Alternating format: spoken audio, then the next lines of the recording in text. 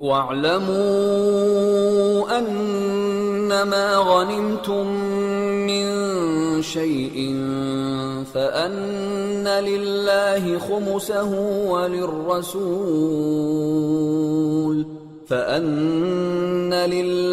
خمسه وللرسول ولذي القربى واليتامى والمساكين وابن السبيل إن كنتم آمنتم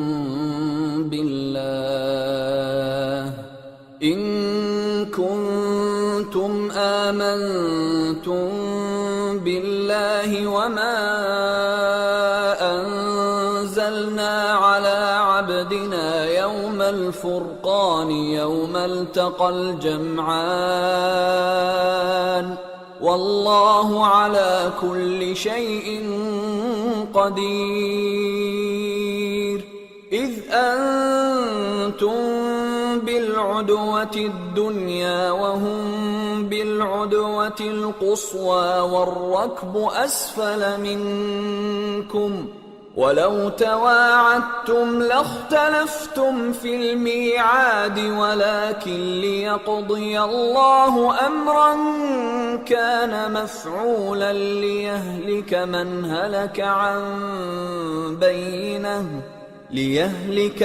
هلك عن بينة ويحيى من حي عن بينة وَإِنَّ اللَّهَ لَسَمِيعٌ عَلِيمٌ إِذْ يُرِيكَهُمُ اللَّهُ فِي مَنَامِكَ قَلِيلًا وَلَوْ أَرَاكَهُمْ كَثِيرًا لَفَشِلْتُمْ وَلَتَنَازَعْتُمْ فِي الْأَمْرِ وَلَكِنَّ اللَّهَ سَلَّمَ إِنَّهُ عَلِيمٌ بذات الصدور وإذ يريكموهم إذ التقيتم في أعينكم قليلا ويقللكم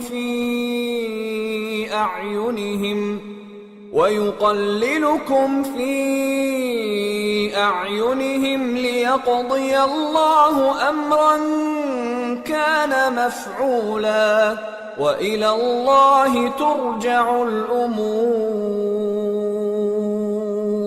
يا أيها الذين آمنوا إذا لقيتم فئة فاثبتوا واذكروا الله كثيرا لعلكم تفلحون وأطيعوا الله ورسوله ولا تنازعوا فتفشلوا وتذهب ريحكم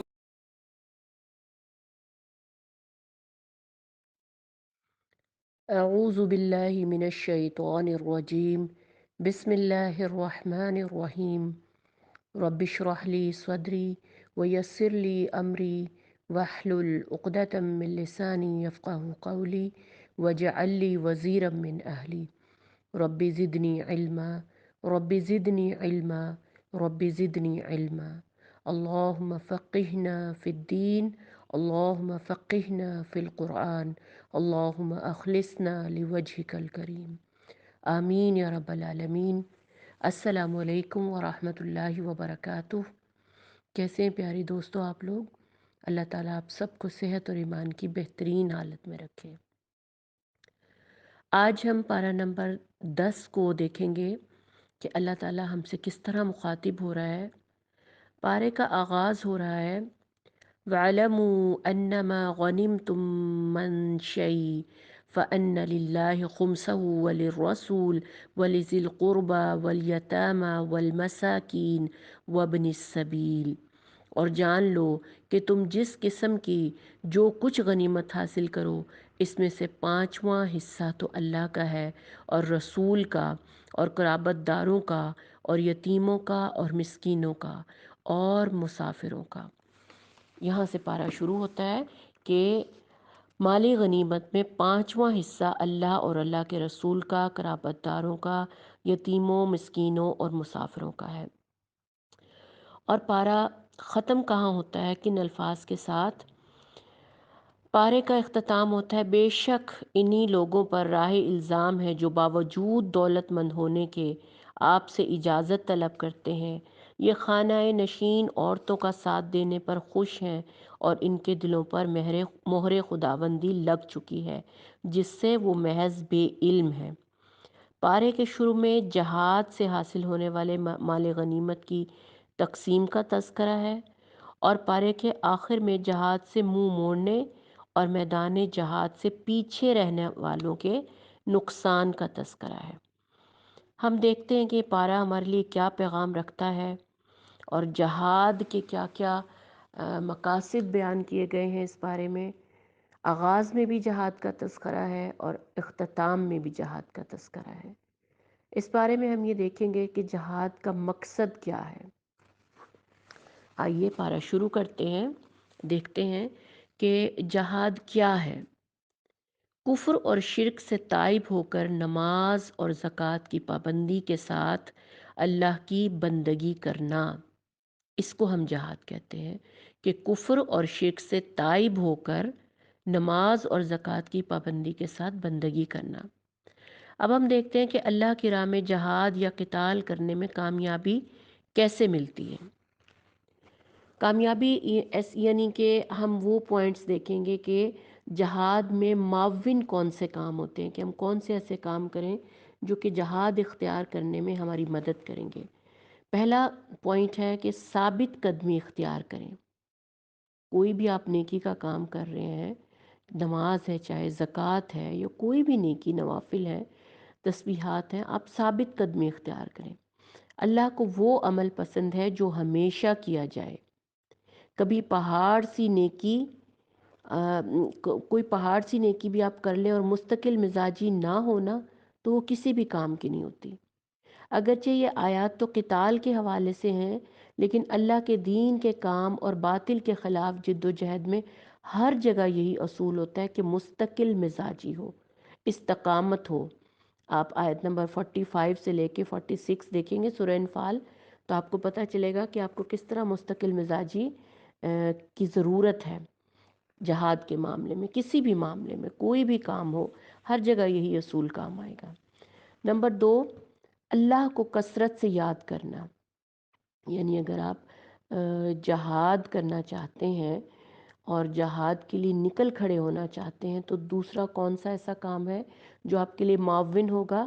اللہ کو کثرت سے یاد کرنا، اس تعلق کی مضبوطی کے لیے قرآن، اللہ کا ذکر اور نوافل کا اہتمام کرنا۔ جب آپ کا تعلق اللہ سے مضبوط ہوگا، قرب ہوگا، نوافل قرب کا ذریعہ ہوتے ہیں نا، قرآن اور اللہ کا ذکر آپ کی زبان پر ہوگا، تبھی تو آپ کے دل میں جہاد کا جذبہ اور اس کے لیے محبت اور اس کی اہمیت پیدا ہوگی نا۔ تیسرا ذریعہ جہاد کے لیے کیا ہے؟ اللہ اور اس کے رسول کی اطاعت کی جائے، یعنی قرآن اور سنت سے آپ چمٹے رہیں۔ چوتھا پوائنٹ کیا ہے کہ آپس میں جھگڑے، بحث، گروہ بندی اور نفسانی الجھاؤ سے گریز کریں۔ اگر آپ آپس کے جھگڑوں میں ہی پڑے رہیں گے تو روب تو ختم ہو جائے گا آپ کے اندر کمزوری پیدا ہو جائے گی اور آپ کی قوت ضائع ہو جائے گی۔ پانچواں اور سب سے اہم پوائنٹ جو جہاد میں معاون ثابت ہوگا وہ کیا ہے؟ صبر۔ صبر سے کام لیا جائے، یعنی آپ کے اندر جلد بازی اور گھبراہٹ نہ ہو، آپ کے اندر صبر ہونا چاہیے، خاص طور پہ کب؟ جب اشتعال کے موقع پر، یعنی غصہ اور غیظ و غضب کے موقع پر۔ اگر آپ کے اندر صبر ہوگا نا تو آپ مصیبتوں اور مصائب سے بچے رہیں گے، اپنے حواس نہ کھو بیٹھیں جب آپ کو غصہ آئے۔ آپ کی اصل پہچان آپ کی اسی حالت میں ہوتی ہے۔ اب ہم دیکھتے ہیں کہ غزوہ بدر جو ہوئی تو اس میں ہمارے لیے کیا اسباق ہے۔ وہ جہاد تھا نا، جہاد کا پہلا مارکہ غزوہ بدر ہی تھا۔ غزوہ بدر میں کیا ہوا تھا کہ اللہ کی مدد کے بھروسے پر تمام تر وسائل اکٹھے کر کے اور کفر کے مقابل مسلمان مومنین صف آرا ہو گئے تھے۔ آپ کو پتہ ہی ہے کہ ان کی تعداد 313 تھی اور جو کفار تھے ان کی تعداد 1000 تھی۔ اس میں یہ تھا کہ کفر اور ایمان کے مابین تمام جنگیں اسی کیفیت سے لڑی اور جیتی جاتی ہیں کہ مومن ہر حال میں اللہ پر توکل رکھے، ہر حال میں اللہ پر بھروسہ رکھے، اور غزوہ بدر جو ہے اس کی بہترین مثال ہے۔ اللہ کی جو تدابیر ہوتی ہیں وہ نہایت سٹل ہوتی ہیں۔ مثلا اللہ نے اہل کفر کو نبی صلی اللہ علیہ وسلم کے خواب میں تھوڑا دکھایا، یعنی اہل ایمان کے حوصلے بڑھانے کے لیے ان کی تعداد کو تھوڑا دکھایا، اگرچہ وہ 1000 تھے، پھر بھی آپ صلی اللہ علیہ وسلم کے خواب میں تھوڑا دکھایا تاکہ وہ ڈر نہ جائے، روب نہ قائم ہو جائے۔ پھر کیا کیا کہ شیطان کفر کی پشت پر اپنی تمام تر قوت جھونک دیتا ہے، اور غزوہ بدر میں اس نے کیا کیا تھا کہ خود بھی انسانی شکل میں شریک ہوا تھا۔ جب فرشتوں کو اس نے اترتے دیکھا نا کہ اللہ نے مدد کے لیے فرشتے بھیج دیے، عام بندوں کو تو وہ نظر نہیں آئے لیکن شیطان کو نظر آئے، تو فوراً گھبرا کر اور جنگ بدر سے دوڑ پڑا، ورنہ وہ خود بھی موجود تھا کفر کی پشت پناہی کے لیے۔ پھر ہم دیکھتے ہیں کہ منافقین اہل ایمان کے بے پناہ ایمانی جذبے اور آتش نمرود میں بے قدر کود پڑنے کو دیوانگی سمجھتے ہیں۔ منافقین تو یہ سمجھتے ہیں کہ یہ بے وقوف لوگ ہیں جو اللہ کی راہ میں لڑنے کے لیے اپنی جانیں ہتھیلی پر رکھ کر نکل آئے ہیں، انہیں جنونی اور دیوانہ فنیٹک کہتے ہیں۔ سورہ انفال آیت نمبر 49 دیکھیں گے نا تو آپ کی یہ نظر آئے گی بات کہ منافقین جو ہیں وہ اہل ایمان کو جنونی اور دیوانہ سمجھتے ہیں، لیکن دنیا کی تقدیر تو آپ کو پتہ ہے دیوانے ہی بدلتے ہیں نا۔ اور یہ دیوانگی دراصل اللہ اور اللہ کے رسول پر بھروسے کا نتیجہ ہوتی ہے۔ دیوانگی کا اصول یہ اگر آپ سوچیں تو آج بھی لاگو ہے۔ اگر دیوانگی نہ ہوتی تو یہ سپر پاور جو روس کی تھی کیسے پارا پارا کر دیا اللہ نے اپنے چند بندوں کو طاقت دے کر۔ دیکھیں نا کہ ایک چھوٹا سا ملک اور اس نے روس کو پارا پارا کر دیا تھا، آپ سب جانتے ہیں اس ساری سٹوری کو۔ اسی طرح ہم یہ دیکھتے ہیں کہ اہل ایمان کے طرز جہاد اور کفر کے انداز جنگ کا کیا فرق ہے، بنیادی فرق۔ اہل کفر کیا کرتے ہیں کہ اتراتے اور شان دکھاتے ہوئے اکڑتے ہوئے نکلتے ہیں۔ غزوہ بدر اس کی مثال ہے، جس میں بڑے بڑے جو ان کے امراء تھے انہوں نے کیا کیا تھا کہ شراب ان کے ہمراہ تھی، عورتوں کو انہوں نے ساتھ رکھا ہوا تھا کہ گا گا کر وہ ان کو لڑنے پر اکساتی تھیں، جبکہ اہل ایمان کا کیا تھا کہ وہ اللہ اور اللہ کے رسول پر بھروسہ کر کے نکلے، گانے کی آوازیں ان کا پیچھا نہیں کرتی، وہ اللہ کی راہ میں جنت کے شوق اور نغمہ حور پر کان دھرنے والے ہوتے ہیں۔ صحابہ رضی اللہ عنہم کے ہاں جہاد سے بیشتر سورہ انفال کی تلاوت صفوں میں کروا کر جذبے تازہ کیے جاتے تھے، سورہ انفال کی تلاوت کی جاتی تھی اور جہاد کے حکم کو ابھارا جاتا تھا۔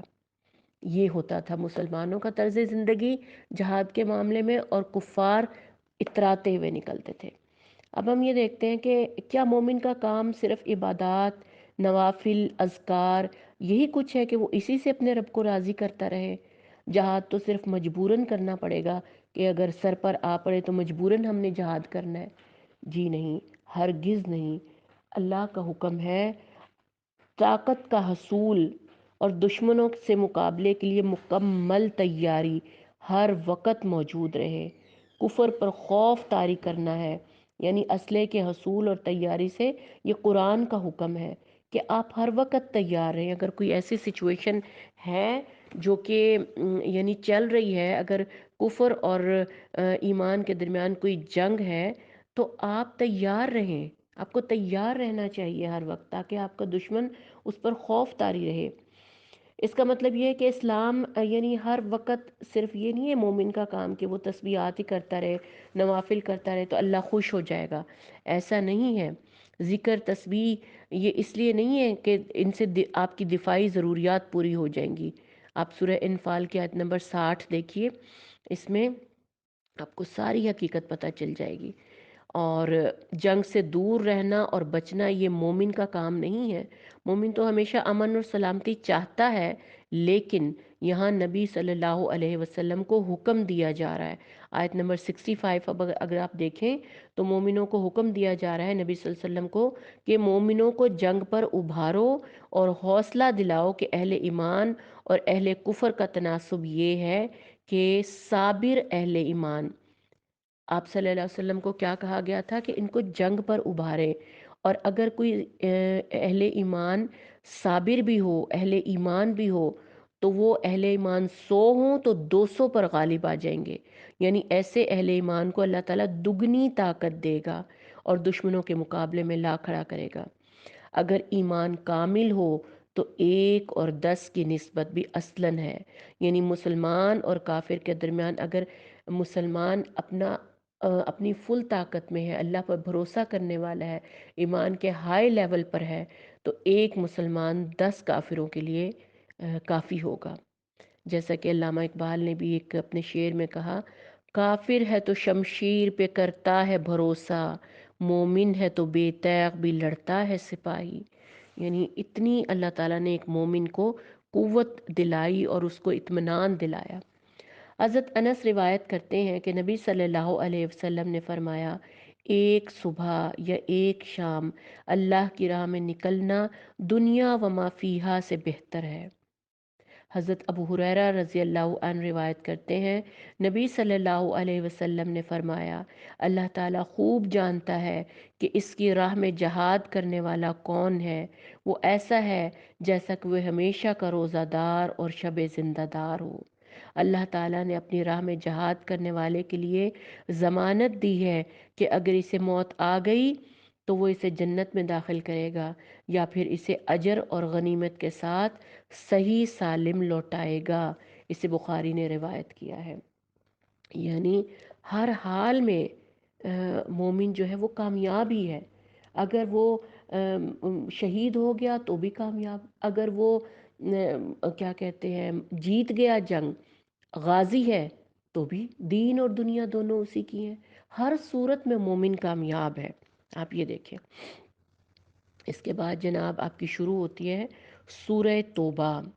سورہ توبہ جو ہے وہ بہت اہم سورہ ہے، اور اس میں بھی اسی موضوع کو لے کر آگے چلا جائے گا. یعنی جہاد اور قتال جو کہ سورہ انفال میں شروع ہوا، اور جہاد کی اہمیت کو مزید اس کے احکامات کو واضح کیا گیا سورہ توبہ میں. دراصل سورہ توبہ میں 3 مشرکین سے، منافقین سے اور اہل کتاب سے جہاد کرنے کا حکم دیا گیا، اور اس کو مختلف پہلوؤں سے اجاگر کیا گیا. یعنی آپ منافقین سے بھی اس میں جہاد کا ذکر ہے، اہل کتاب سے بھی اور مشرکین سے بھی. اسی لیے سورہ توبہ میں سوال اکثر یہ کیا جاتا ہے کہ بسم اللہ نہیں لکھی گئی. کیوں نہیں لکھی گئی؟ اس کا ایک جواب تو یہ ہے کہ نبی صلی اللہ علیہ وسلم نے نہیں لکھوائی، اس لیے نہیں لکھی گئی. جبریل امین نے نبی صلی اللہ علیہ وسلم کو نہیں لکھوائی، نبی صلی اللہ علیہ وسلم نے صحابہ کرام کو نہیں لکھوائی، تو اس لیے سورہ توبہ کے آغاز میں بسم اللہ نہیں لکھی گئی. اور صحابہ کرام نے پھر اپنی طرف سے از خود بسم اللہ کا اضافہ نہیں کیا. یہ قرآن کی مکمل حفاظت کی دلیل بھی ہے. آپ یہ دیکھیں کہ قرآن آج تک اسی طرح محفوظ ہے جس طرح نبی صلی اللہ علیہ وسلم نے اس کو لکھوایا مسلمانوں کو. سورہ توبہ آیت نمبر 3 میں ذکر ہے حج اکبر کا. ہمارے ہاں تو یہ کنسیپٹ ہے نا کہ حج اکبر جمعے کے دن آنے والے حج کو کہتے ہیں. یہ دراصل ہمارا غلط کنسیپٹ ہے. حج اصغر اہل عرب عمرے کو کہتے ہیں. جب کوئی عمرہ کرے تو عرب میں کہا جاتا ہے کہ اس نے حج اصغر کیا، جبکہ اگر کوئی حج کرے تو اہل عرب کہتے ہیں کہ اس نے حج اکبر کیا. اس لیے آپ بھی اپنے کنسیپٹ کو درست کر لیں. اب یہ دیکھا جائے گا کہ سورہ توبہ تو کفر اور مشرکین سے نمٹنے کے لیے بہت سخت ہدایات جاری کرتی ہے. میں نے آپ کو جیسا کہ پہلے ہی کہا کہ سورہ توبہ کی آیات کفر کے بالمقابل زبردست قوت کے ساتھ مقابلہ کرنے کا حکم دیتی ہے. اگر جنگ چھڑ جائے تو مقابلے کے لیے پوری قوت استعمال کریں. اس وقت مومن کے دل میں رحم دلی یا نرم دلی بزدلی کہلاتی ہے. اسی لیے ابتدا ہی میں حکم آ گیا کہ مشرکین یا لڑنے کے لیے تیار ہو جائیں یا ملک چھوڑ کر نکل جائیں. ان کو کیا کہا؟ 3 باتیں ان کو کہی گئیں کہ یا تو وہ لڑنے کے لیے تیار ہو جائیں، یا ملک چھوڑ کر نکل جائیں، یا اسلام قبول کر کے اپنے آپ کو اسلامی نظام کی اطاعت میں دے دیں، یعنی جزیہ عطا کریں. یہ 3 باتیں کہی گئی تھیں مشرکین کو. اور جو لوگ پھر جزیہ نہیں دیتے تھے یا زکوٰۃ نہیں دیتے تھے، تو حضرت ابوبکر صدیق نے نبی صلی اللہ علیہ وسلم کے وصال کے بعد زکوٰۃ دینے سے انکار کرنے والوں کے خلاف جنگ کی تھی۔ جی ہاں، آپ آیت نمبر 5 دیکھیں اگر سورہ توبہ کی، تو آپ کو پتہ چلے گا کہ اس میں یہ سارا واقعہ ذکر کیا گیا ہے کہ ایمان کی علامت نماز اور زکوٰۃ ہے۔ سورہ توبہ آیت نمبر 5 میں کیا کہا گیا کہ ایمان کی علامت نماز اور زکوٰۃ ہے، جس کے بغیر ایمان مکمل نہیں۔ آج زکوٰۃ سے بے پرواہی برتنے والوں کے لیے یہ غور اور فکر کا مقام ہے کہ جب حضرت ابوبکر صدیق خلیفہ تھے تو انہوں نے زکوٰۃ ادا نہ کرنے والوں کے خلاف جنگ کیا تھا اور بے شمار منکرین زکوٰۃ کو قتل کیا تھا۔ سورہ توبہ کی زبان اسلام کی قوت اور شان و شوکت کی زبان ہے، مستقل جہاد کی بات ہے، مشرکین اور منافقین کے خلاف نہایت شدید جہاد کا ذکر ہے۔ جی ہاں، اسی لیے آج بھی دنیائے کفر کے لیے یہ جو صورت ہے نا، سورہ توبہ اور ساتھ میں سورہ انفال، یہ اذیت کا باعث ہے اور اسی لیے اسے نصابوں سے نکالے جانے کا دباؤ ڈالا گیا۔ پیاری بہنوں، آپ کو یاد ہوگا کہ ہمارے بچپن میں اسلامیات میں سورہ انفال اور سورہ توبہ ہمارے نصاب کا حصہ تھی اسلامیات کا۔ اب آپ دیکھیں کہ اسلامیات کے نصاب سے اس کو نکال دیا گیا ہے کیونکہ اہل یورپ ڈرتے ہیں اس چیز سے کہ کہیں مسلمان یہ دونوں صورتیں پڑھ کر جہاد پر ابھر نہ جائیں، کہیں وہ اس پہ جہاد کی اہمیت کو جان نہ لیں۔ اور اب ستم ظریفی دیکھیں، مسلمانوں کی ستم ظریفی کیا ہے کہ وہ ان دونوں صورتوں سے نابلد ہیں۔ کفر تو اسے خوب جانتا ہے، اس کے اثرات سے واقف ہے، اگر نہ واقف ہیں تو صرف مسلمان۔ مسلمانوں کے لیے کڑی آزمائش تھی کہ انہیں جنگ کا حکم دیا جا رہا تھا اور بالمقابل ان کے بہت سے بھائی بند اور عزیز و اقارب مشرکین ہی تھے جس کے خلاف وہ صف آرا ہوئے۔ آپ کو یاد ہے نا غزوہ بدر؟ غزوہ بدر اس کی بہترین مثال ہے کہ جب آپس میں خونی رشتے آمنے سامنے تھے، کفر اور اللہ کی راہ میں صف آرا تھے۔ اور آج بھی دیکھیں ہر دور میں یہ مقابلہ پیش آتا رہے گا اور ایک مسلمان اس وقت جان لے گا کہ وہ جہاد میں اللہ کی راہ میں کس قدر مستقل مزاج ہے، کس قدر خود کو پیش کر سکتا ہے۔ اب آیت نمبر 13 دیکھتے ہیں سورہ توبہ کی کہ اللہ اسے دور کرتا ہے، کیا تم ان سے ڈرتے ہو؟ اور پھر وعدہ کرتا ہے اپنی مدد کا، کفر کے مغلوب ہونے اور مومنوں کے دل ٹھنڈے کرنے کا، بشرط یہ کہ مومن اللہ کے وعدوں کا اعتبار کر کے اٹھ کھڑا ہو۔ آیت نمبر 13، 14 اور 15 جب آپ دیکھیں گے تو اللہ تعالیٰ اس میں واضح طور پہ آپ کو بتا رہا ہے کہ اللہ تعالیٰ آپ ہی کو غالب کرے گا اور کفر کو مغلوب کرے گا۔ شرط صرف کیا ہے کہ مومن اللہ کے وعدوں کا اعتبار کر کے جہاد کے لیے نکل کھڑا ہو۔ اب یہ ہے کہ اللہ تو بار بار امتحان لینے کی بات کرتا ہے۔ کیوں؟ کیونکہ زندگی ایک امتحان ہے۔ کیا ہم ہر وقت عافیت کے اس میں ہی رہیں گے، اللہ سے ہر وقت بھلائیاں ہی طلبگار کریں گے؟ جنت کیا ہے؟ جنت کو اللہ نے آزمائشوں اور سختیوں سے گھیرا ہے۔ جنت ایک تنگ گھاٹی ہے اور جہنم ایک کھلا راستہ ہے۔ جنت میں کے راہ میں چلنے والے کم اور جہنم کی راہ پر چلنے والے کثیر تعداد میں ہوں گے۔ اسی لیے اللہ پاک بار بار یاد دلاتا ہے کہ جنت کے لیے اللہ تعالیٰ اہلیت کو جانچے گا۔ سیدھا سادہ نماز روزہ کر کے آپ کی جان نہیں چھوٹنے والی، اتنی آسانی سے جنت نہیں ملے گی۔ اہلیت کیسے جانچی جائے گی؟ آپ آیت نمبر 16 میں دیکھیں کہ اللہ کی راہ میں جاں فشانی کیا کی ہے آپ نے؟ کیا اللہ کی راہ میں کوئی جاں فشانی کی ہے؟ اللہ اور اللہ کے رسول صلی اللہ علیہ وسلم کے سوا کسی کو جگری دوست تو نہیں بنایا آپ نے؟ سوچنے کی بات یہ ہے کہ کیا کفر اور نفاق سے محبت کی ہے آپ نے؟ دوستیاں پال کر جنت کی اہلیت حاصل ہو جائے گی آپ کو؟ کیا اہل یورپ سے، کیا کفر سے، کیا شرک سے دوستیاں کیسے؟ دوستی وہ نہیں ہوتی کہ آپ کسی کا نام لے کر کہیں کہ میں آپ کا دوست ہوں یا وہ میرے دوست ہے۔ دوستیاں تو وہ ہوتی ہیں جن کے اثرات کو آپ قبول کرتے ہیں، جن کے طرز زندگی کو آپ اختیار کرتے ہیں، جن کو آپ پسند کرتے ہیں، وہی آپ کی دوستی کی لسٹ میں شامل ہوں گے۔ کیا دنیا کفر کو راضی رکھنے کے لیے اپنی دنیا کی زندگی آپ نے ان کے لیے پیش کر دی؟ آپ نے یہ چیزیں دیکھنی ہیں کہ آپ کی اہلیت ایسے جانچی جائے گی کہ کیا آپ نے اللہ کی راہ میں کوئی مجاہدہ کیا؟ کیا اللہ اور اس کے رسول کے علاوہ کسی کو جگری دوست بنایا؟ یہ دو باتیں خاص طور پر اپنی زندگیوں میں دیکھنے کی ضرورت ہے۔ جنت ایسی چیز نہیں ہے کہ جو آپ کو امیجینیشن سے مل جائے گی یا مفت میں ہی ہاتھ آ جائے گی، ایسا ہرگز نہیں ہوگا۔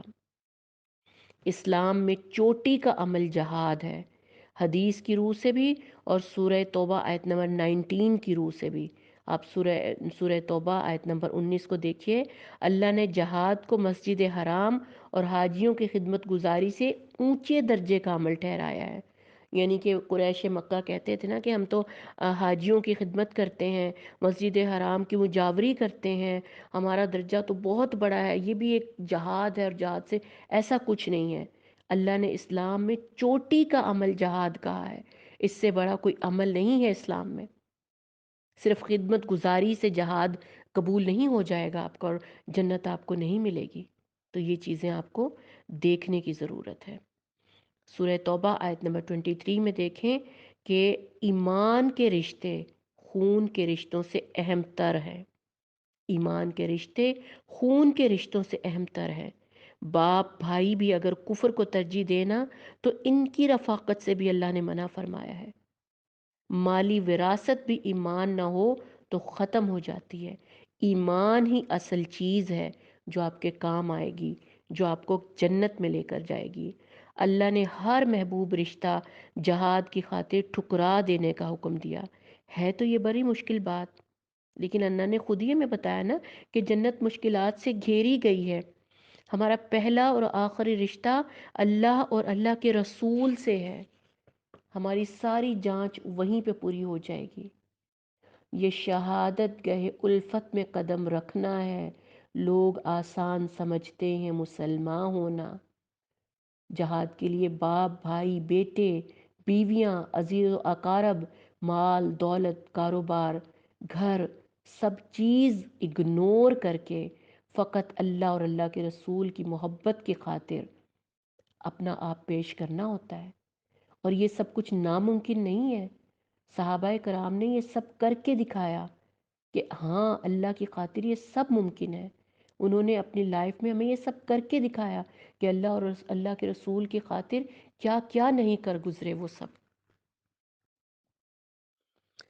اب ہم اسی کانٹیکسٹ میں آگے بڑھتے ہیں۔ ہم دیکھتے ہیں غزوہ حنین میں کیا ہوا تھا، اس کا کیا سبق ہے۔ غزوہ حنین میں مسلمان تعداد میں بہت زیادہ اور اسلحے میں قوی تھے، لیکن انہوں نے دیکھ لیا کہ اللہ کی مدد ہی اصل فتح اور نصرت کا راز ہے۔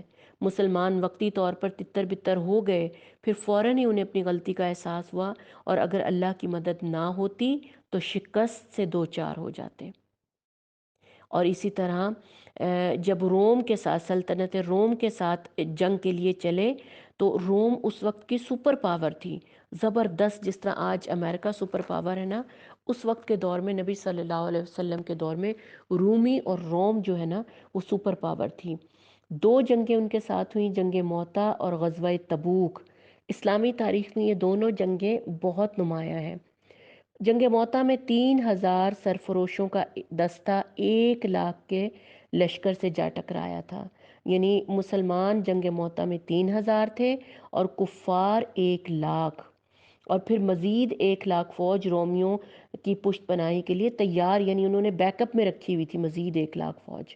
یعنی مقابلہ کس طرح تھا؟ ایک مسلمان اور 33 کفار کے تناسب میں تھا، اور صرف 12 صحابہ کی شہادت کے ساتھ حضرت خالد بن ولید مسلم فوج کو بچا کر نکال لائے تھے، اور دنیا دنگ رہ گئی تھی کہ اتنی بڑی تعداد میں ہونے کے باوجود کفار غالب نہ آ سکے۔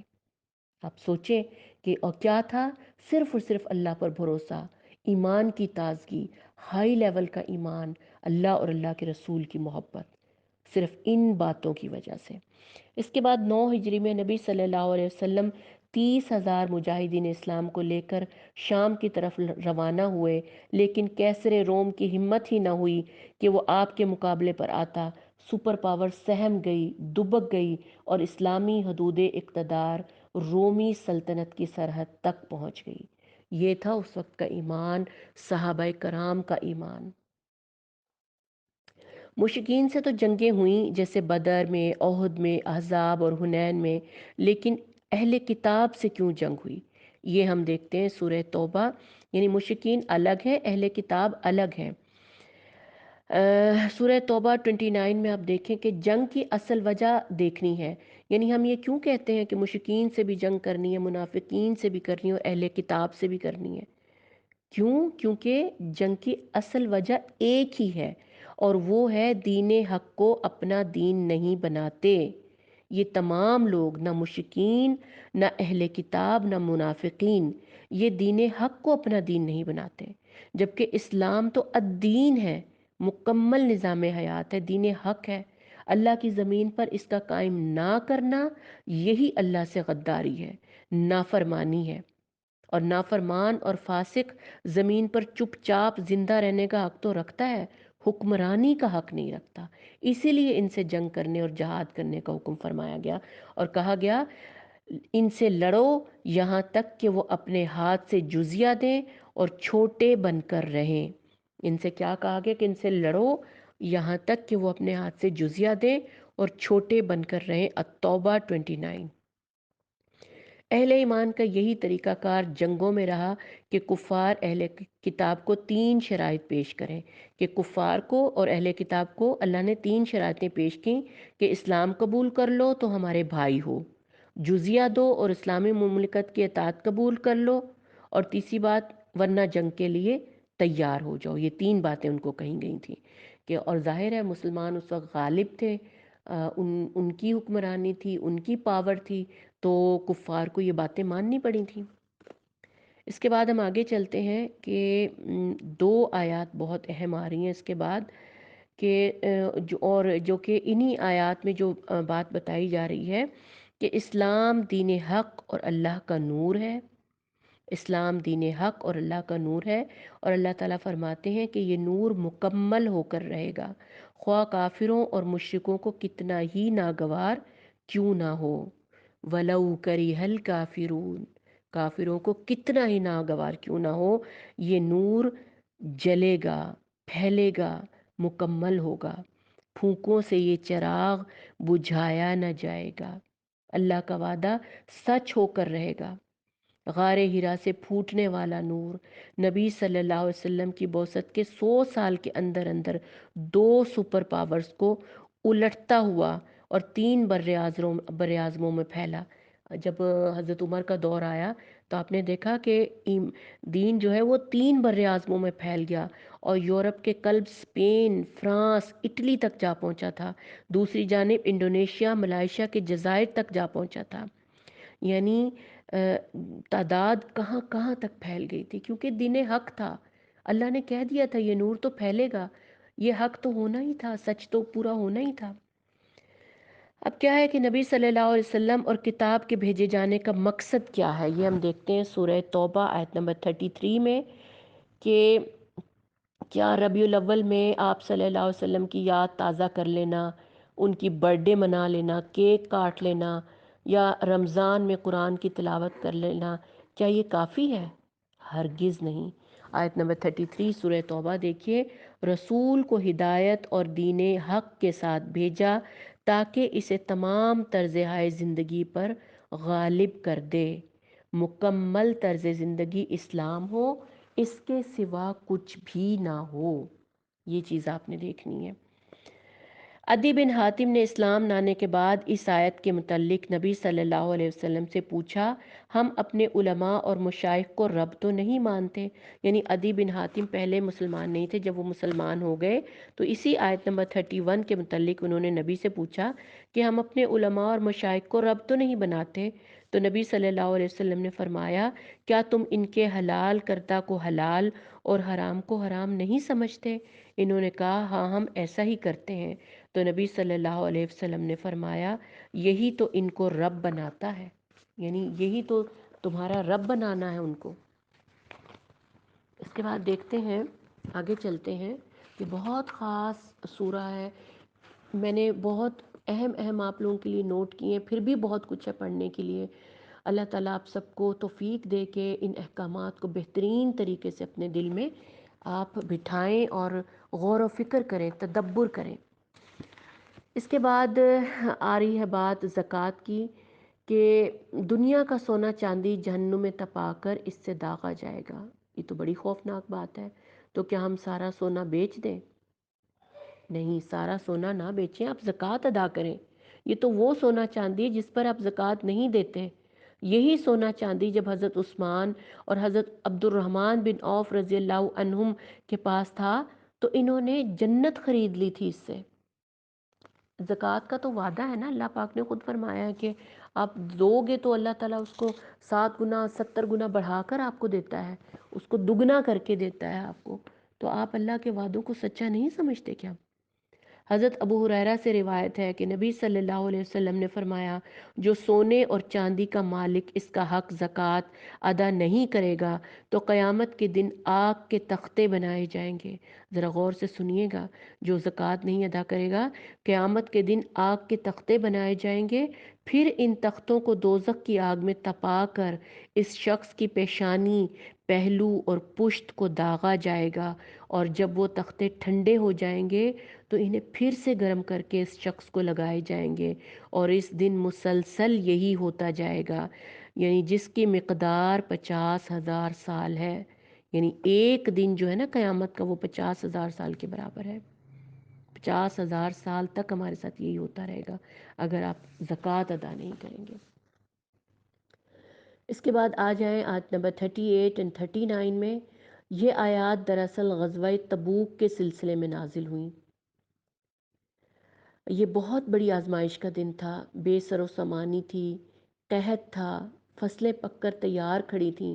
اس وقت کیا ہوا ہوا تھا کہ مدینہ میں فصلیں پک کر تیار کھڑی تھیں، اور مسلمان آپ کو پتہ ہے کہ اس وقت نئے نئے انہوں ہجرت کر کے مدینہ میں آباد ہوئے تھے، بے سر و سامانی تھی، قحط کا موسم آیا ہوا تھا، اور جو فصلیں تھیں وہ یعنی اپنی پک کے تیار کھڑی تھیں کہ کٹنے کو تیار تھیں، اور گرمی اس قدر شدید تھی۔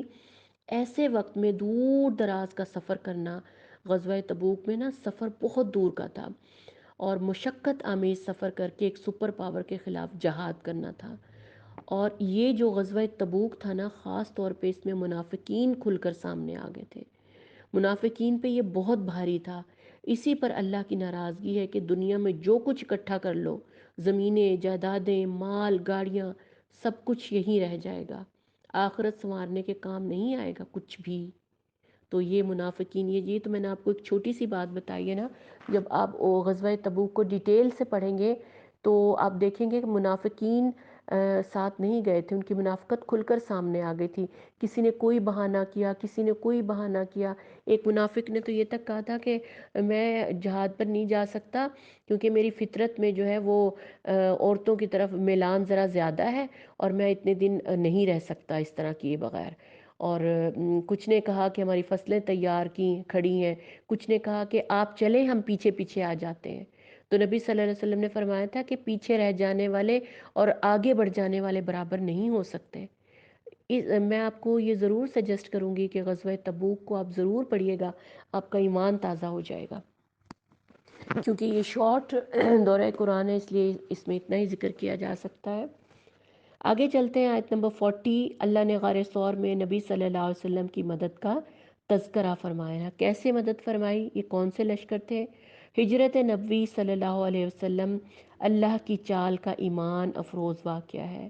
واللہ خیر الماکرین، اللہ بہترین چال چلنے والا ہے۔ آپ صلی اللہ علیہ وسلم تلواریں سوتے کھڑے کفار کے درمیان سے نکل کر بخیریت نکل گئے وہاں سے حضرت ابو بکر صدیق کے ساتھ، اور غار ثور کے دہانے پر کھڑے کفار کی نگاہیں آپ کو پا ہی نہ سکیں۔ حالانکہ اگر وہ صرف نظریں جھکا کر غار میں دیکھ لیتے تو نظر آ جاتے۔ انہوں نے چپا چپا چھان مارا، 100 اونٹ آپ صلی اللہ علیہ وسلم کی سر کی قیمت مقرر کر دی، آپ صلی اللہ علیہ وسلم کسی کو نہ ملے۔ اللہ جنود السماوات والارض، زمین اور آسمان کے لشکر اللہ ہی کے ہیں۔ اللہ نے بظاہر دکھائی نہ دینے والے لشکروں سے آپ صلی اللہ علیہ وسلم کی مدد فرمائی، اور کفار اپنا سا منہ لے کر رہ گئے۔ جب حضرت ابو بکر صدیق یاد تھوڑے پریشان ہوئے تو کیسے آپ صلی اللہ علیہ وسلم فرمایا ان اللہ معنا، ان اللہ معنا، بے شک اللہ ہمارے ساتھ ہے۔ اور یہ غار ہرا کی لو سٹوری آپ کبھی پڑھ کر دیکھیں، کیسے غار یار کی کہانی آپ کو سمجھ میں آئے گی۔ جب آپ پڑھتے ہیں نا تو دل پھٹ جاتا ہے کہ کیسے نبی صلی اللہ علیہ وسلم کی محبت میں ابو بکر صدیق نے اپنی زندگی ہتھیلی پر رکھی تھی، کیسے ان کے ساتھ تن تنہا نکلے تھے، اور وہاں پر آپ کو دوستی کا وہ معیار نظر آئے گا۔ ہم کیا دوستیاں کرتے ہیں، چھوٹی چھوٹی لڑکھڑاتی ہوئی دوستی تو وہ تھی جو ابو بکر صدیق نے نبی صلی اللہ علیہ وسلم سے کی تھی۔ ایسے ہی تو نہیں آپ صلی اللہ علیہ وسلم نے کہہ دیا تھا جب حضرت عائشہ نے پوچھا کہ اے اللہ کے رسول، آپ کو سب سے زیادہ اس دنیا میں پیارا کون ہے، تو انہوں نے کہا تھا کہ ابو بکر۔ سبحان اللہ، دل میں نا ایک لرزہ سا طاری ہوتا ہے اس محبت کو دیکھ کر۔ ہمارے دلوں میں وہ محبت ہونی چاہیے نبی صلی اللہ علیہ وسلم کی۔ آگے چلتے ہیں۔ یہ غزوہ تبوک کا ہی ذکر ہے کہ حکم کیا ہوا تھا کہ اللہ کی راہ میں جہاد کے لیے ہر حالت میں آپ اپنا آپ پیش کریں۔ صحابہ کو اس ایک آیت نے ساری زندگی چین سے نہ بیٹھنے دیا۔ جب یہ کہا گیا نا کہ اللہ کی راہ میں جہاد کے لیے ہر حالت میں نکلیں، تو کیا ہوا تھا کہ معافی کے باوجود، یہ سارا واقعہ جب آپ پڑھیں گے تو آپ کو پتہ چلے گا کہ معافی کن لوگوں کو ملی تھی۔ کچھ صحابہ ایسے بھی تھے جو لنگڑے تھے، یعنی معافی نبی صلی اللہ علیہ وسلم نے کہہ دیا تھا کہ جن کا شرعی عذر ہے نا وہ پیچھے رہ سکتے ہیں، یعنی وہ جنگ تبوک میں ہمارے ساتھ نہ جائیں، کیونکہ سفر بہت زیادہ لمبا ہے اور مشکل اور دشوار ہے۔ تو شرعی عذر کیا تھا کہ جیسے کہ ایک صحابی جو تھے عمر بن جموح، وہ لنگڑے تھے، اس کے باوجود وہ جہاد میں ساتھ گئے۔ اسی طرح ابن ام مکتوم، وہ نابینا تھے، ان کا نابینا پن بھی آڑے نہ آیا اور اللہ کی محبت میں وہ بھی ساتھ نکلے۔ اور ابو ایوب انصاری اس وقت بوڑھے ہو چکے تھے، پھر بھی وہ پیچھے نہ رکے۔ یہ ہوتے ہیں اصل صحابی، اللہ کی راہ میں جہاد کرنے والے جہادی، کہ کوئی شرعی عذر ہونے کے باوجود بھی وہ رکے نہیں اور اللہ کے رسول کے ساتھ چلے۔ منافقین پر یہ سورہ توبہ بہت بھاری ہے۔ جی ہاں، اللہ کی شدت غضب بہانہ باز منافقوں پر نظر آتی ہے اس صورت میں کھل کر۔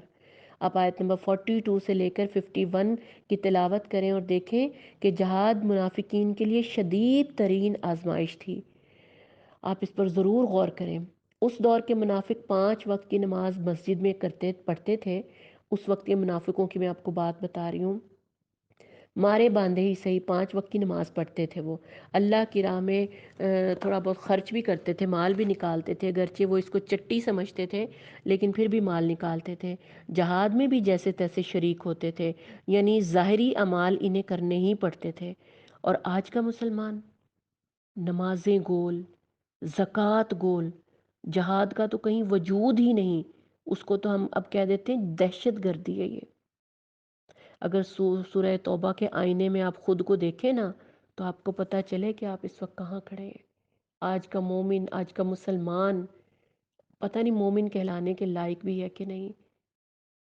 نہ نماز، نہ جہاد، نہ زکوٰۃ، وہ کیسا مومن ہوگا؟ منافقوں سے بھی پرے، ان میں اور ایسے مسلمان میں کیا فرق ہوگا؟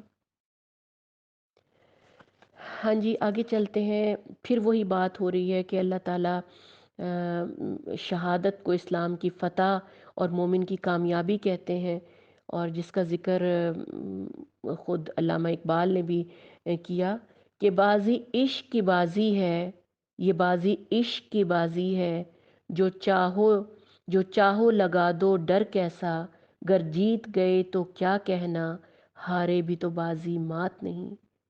شہادت مل گئی تو بھی بازی جیت گئے، اور اگر غازی بن گئے تو بھی بازی جیت گئے۔ اب کیا ہے کہ لوگ اللہ کے دین سے گریز اور بغاوت کے باوجود عیش بھری زندگی کے مزے لوٹ رہے ہوتے ہیں۔ تو سورہ توبہ 55 میں آپ یہ پوری آیت پڑھیے گا اور پورا ترجمہ پڑھیے گا، دیکھیں کہ اللہ کیا فرماتا ہے کہ ان کے مال و دولت اور کثرت اولاد کو دیکھ کر دھوکہ نہ کھاؤ۔ اللہ نے تو ان کو ڈیل دی ہوئی ہے، ان کے مال و دولت اور کثرت اولاد کو دیکھ کر دھوکہ نہ کھاؤ کہ یہ تو مزے لوٹ رہے ہیں، عیش کر رہے ہیں۔ آپ نے پوری آیت کا ترجمہ پڑھنا ہے۔ خوف کا مقام ہے، یہ رشک کا مقام نہیں ہے۔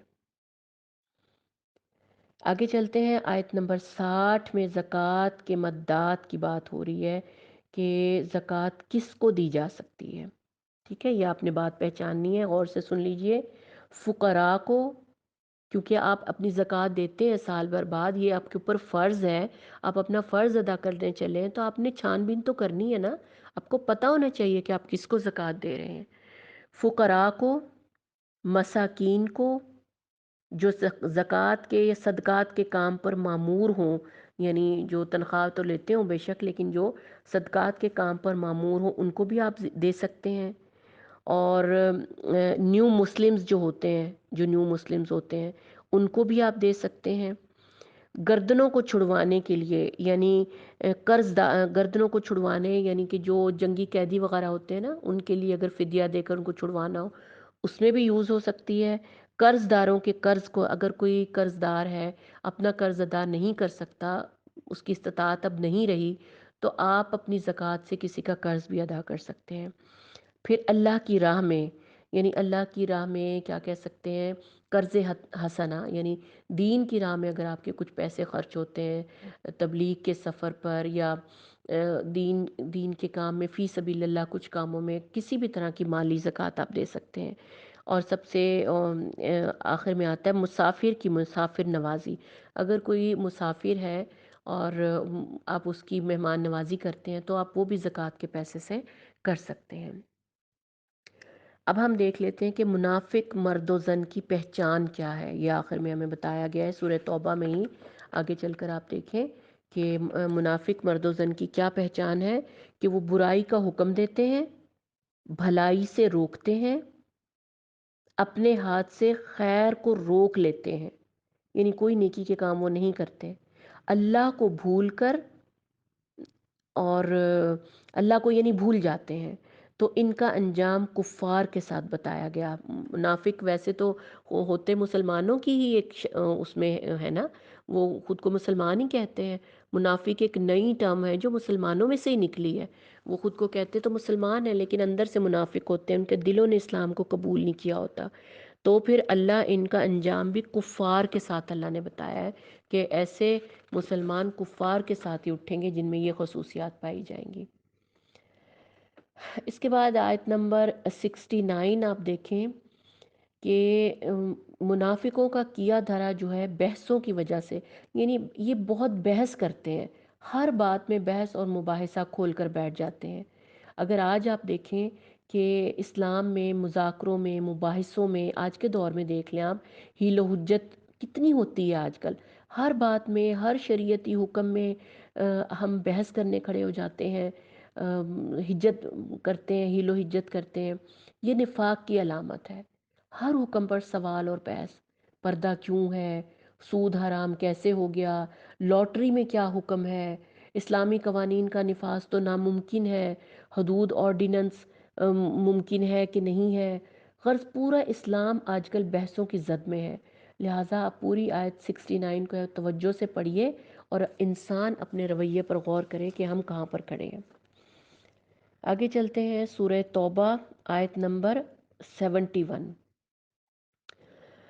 اس کو دیکھ لیتے ہیں کہ جو مومن مرد اور عورت کو ایمان اور رفاقت کے رشتے میں باندھتی ہے، دونوں جنت اور رب کی رضا کی تلاش میں ایک دوسرے کے رفیق اور مددگار ہیں، اللہ کی رحمت کے امیدگار ہیں۔ لیکن اس کے برعکس آج کل کیا ہوتا ہے، ساری زندگی آج کی عورت مرد کے مقابلے میں، آج کی عورت پہلے تو ہم یہی کہیں گے کہ بیچاری مغرب کی عورت ایسا کرتی تھی، لیکن اگر آپ دیکھا جائے تو اب ہمارے معاشرے میں بھی یہ چال چلن بہت زیادہ بڑھ گیا ہے کہ ساری زندگی ہم مرد کے مقابلے میں اپنے آپ کو لگائے پھرتے ہیں کہ ہم تو ان کے برابر ہیں، برابری کریں گے، ہم ہر چیز میں برابر ہیں۔ جب اللہ نے مرد کو ایک درجہ زیادہ دے دیا تو پھر آپ اس کا مقابلہ کیسے کر سکتے ہیں؟ اللہ کے بات کو آپ کیسے رد کر سکتے ہیں؟ آپ کو بات ماننی ہوگی اور اللہ کے حکم کو پورا سمجھنا ہوگا آپ کو۔ آیت نمبر 73 میں آ جائیں آپ دیکھیں کہ اللہ کفار اور منافقین دونوں کے خلاف جہاد کا حکم دے رہا ہے۔ منافق تو بہرحال بظاہر مسلمان ہی ہوتا ہے، منافق اپنے اعمال سے پہچانا جاتا ہے، کفر کا ساتھی اور اہل ایمان کا دشمن دھوکہ باز، ایسے شخص کو منافق کہا جاتا ہے۔ لہٰذا اللہ تعالیٰ نے اس سے کوئی رعایت نہیں برتی اور فرمایا، ذرا دیکھیے گا آیت نمبر 73، اے نبی صلی اللہ علیہ وسلم، کفار اور منافقین دونوں کا پوری قوت سے مقابلہ کرو، جاہد الکفار والمنافقین، اور ان کے ساتھ سختی سے پیش آؤ۔ دنیا میں سختی سے نمٹنے کا حکم دے دیا اور آخرت میں ان کے لیے جہنم کی وعید ہے۔ دنیا میں سختی سے نمٹو یعنی ان سے جہاد کرو، اور آخرت میں جہنم میں ہی جائیں گے۔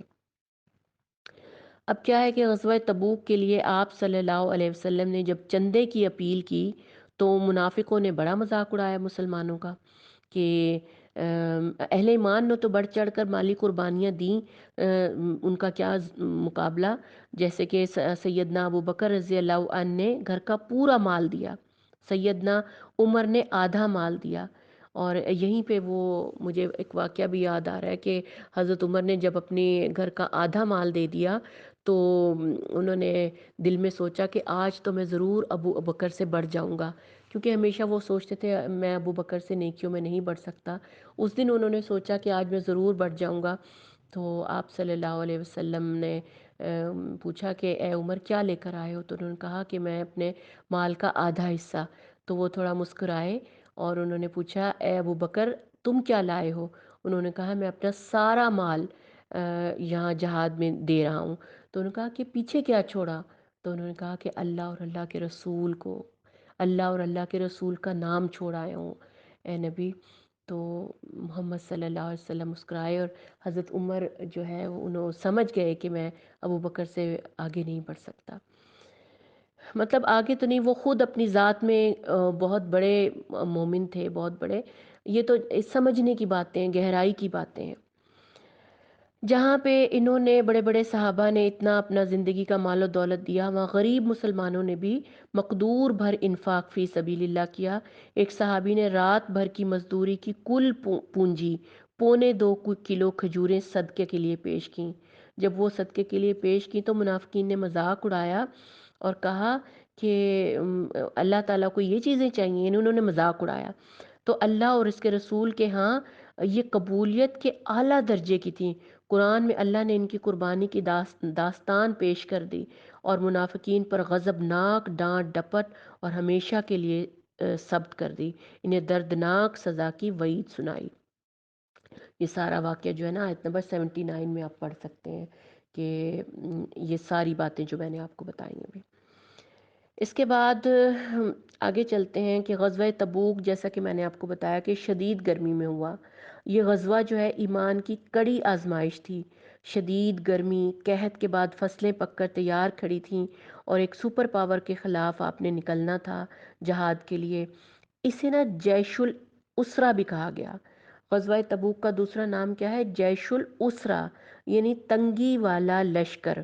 کھانے کے لیے خوراک ختم ہو گئی، درختوں کی پتے کھانے پڑے، ہونٹوں پہ ورم آ گئے، مجبوراً اونٹوں کو بھی ذبح کرنا پڑا۔ لیکن صحابہ رضی اللہ عنہم نے یہ مشقتیں کیوں گوارا کیں؟ اس لیے کہ کہو جہنم کی آگ اس سے زیادہ گرم ہے، کاش کہ انہیں اس کا شعور ہوتا۔ گرمی کی تپش اس سے زیادہ جہنم کی آگ گرم ہوگی، اس لیے برداشت کی کہ جہنم سے بچ سکیں۔ ان صحابہ کرام کی بیش بہا قربانیوں نے اسلام کو ہم تک پہنچایا ہے، ہمیں اس کی قدر کرنی چاہیے۔ عبداللہ بن ابی جو ہے وہ منافقوں کا سردار تھا۔ جب وہ مر گیا تو اس کی مغفرت کا سامان کیا ہوگا؟ کیا اس کی مغفرت کا سامان ہو سکتا ہے؟ ہرگز نہیں۔ آپ صلی اللہ علیہ وسلم جب عبداللہ بن ابی کی نماز جنازہ پڑھانے کے لیے گئے تو اللہ نے منع فرما دیا اور اس کے کفر کا اعلان کر دیا۔ اللہ نے ہر غلط فہمی کو دور کر دیا کہ جو منافق ہوگا اس کی مغفرت کسی صورت نہیں ہو سکتی۔ تو وہ تو ایک کھلم کھلا منافق تھا، ہم نے تو اپنی ذات میں ڈھونڈنا ہے، کہیں ہم تو نہیں منافقوں میں شامل۔ منافق کی سب سے بڑی نشانی تو یہی ہے کہ وہ نماز کو سستی کے ساتھ ادا کرے، آخری وقت میں ادا کرے، اول وقت گنوا دے، بہانے بازی کرے۔ تو یہ جو ہم کرتے ہیں نا آج کل اپنی زندگیوں میں کہ اپنے کفن دھو کے لاتے ہیں آب زمزم سے، اور کفن پہ عہد نامہ قبر میں رکھوایا جاتا ہے اور آیتیں لکھوائی جاتی ہیں، تو اللہ نے صاف بتا دیا منافق کی کسی صورت مغفرت نہیں ہے، آپ کچھ بھی ہیلے بہانے کر لیں، یہ طریقے مغفرت کا سبب نہیں بنیں گے۔ اور نفاق اتنی ہلاکت خیز بیماری ہے کہ جسے نبی صلی اللہ علیہ وسلم کا کرتا بھی فائدہ نہ دے سکے، اور یہ باتیں اللہ نے ہمیں قرآن میں بتائی ہیں، یہ میں اپنی طرف سے نہیں بتا رہی آپ کو۔ پہچانیے نفاق کی نشانیوں کو، پہچانیے منافقین کی نشانیوں کو، پہچانیے۔ اللہ تعالی ہم سب کو منافقین کی نشانیوں سے بچائے۔ یا اللہ ہماری ذات میں کوئی ایک بھی ایسی وصف نہ ہو جو ہمیں منافقین کی لائن میں کھڑا کر دے۔ یا اللہ ہمیں اول وقت میں نماز ادا کرنے کی توفیق عطا فرما۔ یا اللہ ہمیں منافقین میں شامل ہونے سے بچا۔ یا اللہ ہمیں جہاد کرنے سے تامل نہ دینا۔ یا اللہ اگر ہماری ضرورت پڑے تو ہمیں ہر لحاظ سے تیار کرنا، ہمارے ایمان کے لیول کو بڑھانا، اور اللہ کے رسول کی محبت کو ہم پر غالب کر دینا۔ آمین یا رب العالمین۔ السلام علیکم ورحمۃ اللہ وبرکاتہ۔